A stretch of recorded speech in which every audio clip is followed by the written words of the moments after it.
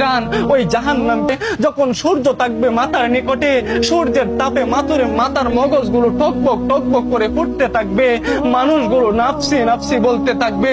জাহান্নাম যখন মানুষের দিকে ছুটে আসতে থাকবে, আর মানুষগুলো যখন বলবে আল্লাহ ওই জাহান্নামকে ফিরান, ওই জাহান্নামকে ফিরান। ওই জাহান্নাম যদি আমাদের কাছে চলে আসে, শিকল দ্বারা যেই জাহান্নামকে আপনি বেঁধে রেখেছেন, সেই জাহান্নাম আমাদেরকে পাকড়াও করার জন্য আজকে আমাদের দিকে ধাবিত হচ্ছে আল্লাহ। সেই দিন সব মানুষগুলো বলতে থাকবে আপনি জাহান্নামকে ফিরান, আল্লাহ আপনি জাহান্নামকে ফিরান। সবাই চিন্তিত, সবাই পেরেশানিত। সেই দিন রব্বে কারীম বলবেন ঈমানদারদের জন্য সুসংবাদ, সেই দিন তোমার ভয় থাকবে না। কেমন ভয় থাকবে না? জাহান্নামের মধ্যে এমন একটা পানি জাহান্নামের মধ্যে ছিটিয়ে দেওয়া হবে, যেই ফেরেশতা, যেই জাহান্নামের শিকল থাকবে 70,000, এবং এক একটা শিকলের মধ্যে 70,000 ফেরেশতা ধরে টেনে টেনে সেই জাহান্নামকে ধরে রাখতে পারবে না। জাহান্নামীদের দিকে ধাবিত হবে।